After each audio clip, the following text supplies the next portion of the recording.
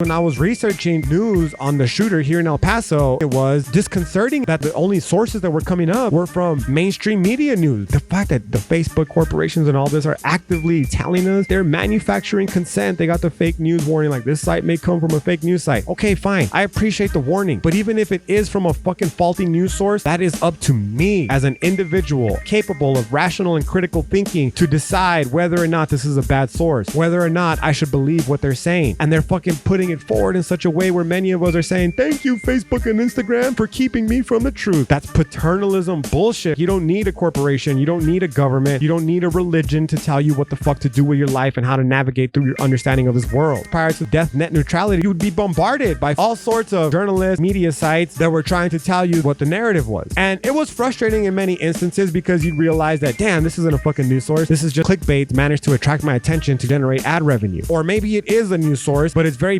biased. It's very slanted. It's got a very poignant position it's trying to establish. And maybe that position is in my benefit or against my interest. Either way, they're not really delivering the news so much as they're giving their opinion. Fine. That is my responsibility to decide on my own. And somewhere usually buried underneath all those fucking websites was a very unbiased news source that was trying to give you actual information that had zero interest in generating their revenue from ad dollars or from corporations. Those are fucking gone now, bro. In fact, Facebook, Instagram, YouTube, they've actively gone out of their way to take them from us. They fucking told us they were going to take them from us, and all these fucking bitch ass lefty liberals celebrated it as something to champion. As a radical skeptic, if I have any reason to doubt something, I will immediately discard it. If it can be deceived, then it doesn't serve to help my understanding of reality. If you lie to me once, I'll never believe anything you say. It doesn't matter if you're a person, news corporation, any legitimacy is fucking immediately lost the moment that I realize that you are not fucking forthcoming and forthright. Why? Because if you deceive me even once, then that means that you're subject to deceive me again in the future. And I'm trying to establish a coherent understanding of reality, and I don't have room for possible fuckery. So in regards to this news sources, like, dude, obviously they lied in the past. Obviously they're lying now. Like, what the fuck makes you think that they're not going to lie to you about anything in the future? So because of that, that's why I'm particularly wary of when it comes to the news sources.